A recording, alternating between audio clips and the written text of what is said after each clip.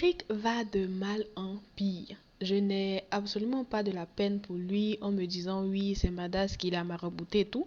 C'est avec l'ouverture que lui-même a donné qu'on a pu l'attaquer en fait. Si vous vous rappelez bien, dans le premier épisode, son coach lui avait dit qu'il est un bon joueur, mais son affaire de poisson là va finir par le nuire. Et c'est exactement ce qui est arrivé.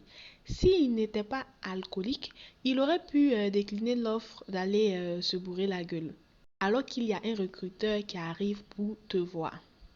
De plus, je pensais qu'il était fidèle à Aïcha alors que pas du tout, ce qui veut dire que dès le début, il la manipulait et elle, comme elle est aveugle, elle ne comprend pas. Eric n'a fait qu'enchaîner les échecs, perdre face à Madas devant le recruteur, se fait arnaquer par Anita, l'agent de footballeur 2.0, et maintenant la prison. Il est juste irresponsable, impulsif, parce que ses amis ont été sauvés d'Anita parce qu'ils n'ont pas l'argent, mais lui, non seulement il n'a rien, et puis c'est lui qui se fâche dans l'argent des gens. Malgré les investissements d'Aïcha, il a foncé tête baissée dans le piège. Et comme ça ne suffit pas, la solution qu'il a trouvée, c'est de voler. Et Eric, tout ça démontre son envie et sa soif de réussite à tout prix, sans travailler en fait. Il veut emprunter tous les chemins possibles sans travailler. Mais jusqu'à quand ça va continuer en fait? Jusqu'à quel prix? Jusqu'où il va continuer comme ça? Salut tout le monde, j'espère que vous allez bien. Bienvenue sur My Kitchen TV pour la revue de l'épisode 2, 3, 4 et 5 de Fouteuse de troubles, la nouvelle série de Live TV. Aïcha aussi, que dire? Après qu'Eric ait déconné devant le recruteur, et puis elle s'est un peu fâchée, je me suis dit voilà, enfin elle s'affirme. Déjà, c'était pour 2 heures seulement, pour au final décaisser 300 000 encore. Oula, Aïcha a l'argent d'amusement là. Aïcha est liquide, hein. Au lieu d'enlever ses parents dans une chambre salon là, elle préfère donner ça à un garçon. Non, mais on n'est pas pressé derrière elle. On sait ce qui l'attend. Tes parents te parlent, tu n'écoutes pas. Ok, il n'y a pas de souci. Tes amis aussi te parlent, tu n'écoutes pas. Même Lisa qui disait qu'elle-même elle s'occupe de garçons là, elle te dit de laisser. Ça te fait pas réfléchir un peu? Ok. Sama aussi, on ne peut pas lui en vouloir de vouloir marier sa fille. C'est la solution qu'elle a trouvée pour amener sa fille sur le droit chemin. Faut pas se mentir aussi, sa maman a trouvé mari pour sa fille. Hein. Aïcha elle-même, quand elle a vu la voiture, elle s'est dit si ça pouvait être mon pro. Maintenant, on te dit que c'est pour ton futur mari, tu te fâches. Aïe. On n'a pas vu son comportement. On n'a pas vu le comportement de Salif. On ne sait pas aussi s'il a d'autres femmes. Mais de ce qu'on a vu, il allait d'être un bon parti pour Aïcha.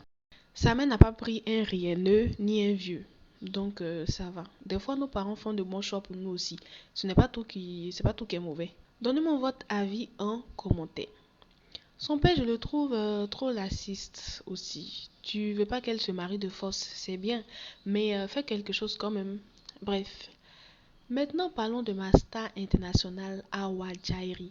Elle a encore frappé dans ces 4 épisodes. Premièrement, sa fille va se marier, gloire à Dieu. Donc, personne va respirer dans la cour en fait. Ses voisins ne peuvent plus respirer. En plus, affaire d'Eric et puis Aïcha, ça la fatigue trop. Je ne sais pas, elle est de quel côté. Parce qu'elle critique et insulte à gauche déployée Eric et ses parents, mais aussi Aïcha et ses parents. Du coup, je ne sais pas au juste elle est où. On découvre aussi de nouveaux personnages. On a la clique qui va aider Aïcha dans sa quête de vengeance. Ivy, la styliste, elle a l'air d'avoir un grand cœur. J'ai bien l'impression qu'elle sera celle qui va tempérer un peu les choses. On va dire qu'elle sera comme la conscience qui, de temps en temps, va le redresser, qui va de temps en temps les ramener sur terre.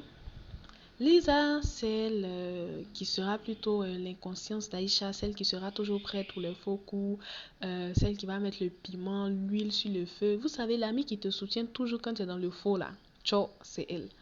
On le remarque très bien lorsque Ivy prend le parti de la mère d'Aïcha, qui est contre le fait que sa mère entretienne son petit ami, et de l'autre côté, Lisa qui elle-même dit qu'elle entretient garçon. Donc il y a fouille. On a aussi Solange. J'aime beaucoup l'actrice qui interprète le rôle de Solange depuis que je l'ai découverte dans MTV Sugar Baby. Et le thème abordé avec elle est très pertinent. Ça va apporter beaucoup de profondeur à cette série. Solange, c'est vraiment la jeune femme sous emprise, une emprise physique et très psychologique que son ex a sur elle. Parce qu'en vrai, les femmes qui sont maltraitées et battues dans leur foyer, quel est le conseil qu'elles entendent le plus souvent? Quitte-le, pourquoi tu restes encore avec lui? Alors que là, ils ne sont plus ensemble, mais à cause de l'enfant qui les lie pour l'éternité, Narcisse garde Solange en captivité.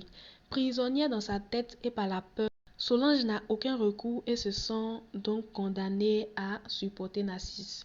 J'ai hâte de voir comment ils vont traiter ce sujet et surtout comment Solange va s'en sortir. C'est la fin de la revue, j'espère qu'elle vous a plu. Abonnez-vous pour ne rater aucune vidéo. Ici, vous trouverez des revues, recommandations et actualités cinématographiques africaines. À bientôt!